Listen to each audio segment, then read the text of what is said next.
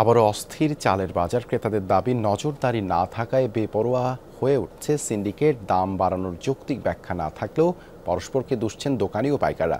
এরই মধ্যে আভাস মিলছে বাজারে ধানের যোগান বাড়লে দাম কমবে চালের। শিয়া বাটার, অ্যালোভেরা ও ভিটামিন ই সমৃদ্ধ লিলি বিউটি সোপ। আবারও অস্থির হয়ে উঠেছে চালের মোকাম।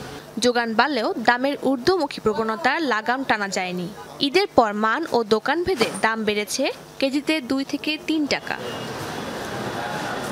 প্রতি কেজি নাজির শাইল বিক্রি হচ্ছে 65 থেকে 72 টাকায়। মোটা চাল বিক্রি হচ্ছে 55 টাকায়। 58 টাকায় বিক্রি হচ্ছে বিয়ার 28। দাম বেড়ে যাওয়ায় ক্ষুব্ধ ক্রেতারা। ধানটা যখন সিজন আসে ওরা মেইলাররা ওদের বড় লোন থাকে, তো একাধিক টাকা থাকে, ওই ধানটা ওরা কিনে হাতে নিয়ে যায়, একদম গুডাউনে নিয়ে নেয় ধানটা।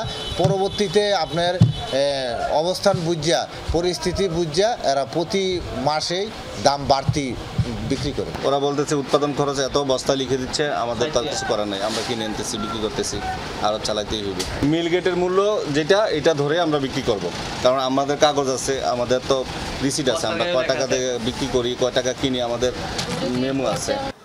রাজধানী আড়তদারদের অভিযোগ, মিল গেটেই দাম বাড়ানো হচ্ছে।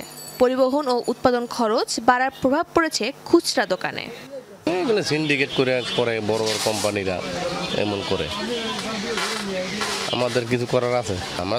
আমরা তো চাই দামটা কমুক, আমাদের জন্য ভালো হয়। আগে ছিল একটু বাড়তে আর কি, রমজানের মানে কোরবানির ঈদে আগে কিনছি, একটু কম ছিল, এখন বাড়তি দেখে কিনি না। এই ওরা কিছু বলে নেই, বাইরে গেছে, ওরাই বলে মিল থেকে বাড়াইছে।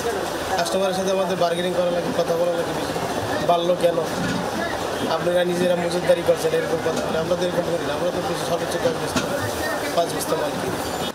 পাইকার ও আড়তদারদের দাম বাড়ানোর অভিযোগ মানছেন না মিলাররা। বলছেন বাজার এখন স্থিতিশীল আছে। যারা ঢাকার ব্যবসায়ী তারা তো কারো না কারোর উপর একটা দোষ চাপিয়ে দিতে হবে।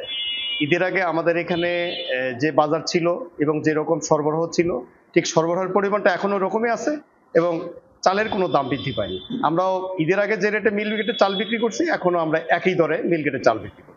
ধান উৎপাদনে বাংলাদেশ 3য় স্থান অর্জন করেছে। শাহজিন অন্তরা, যমুনা নিউজ।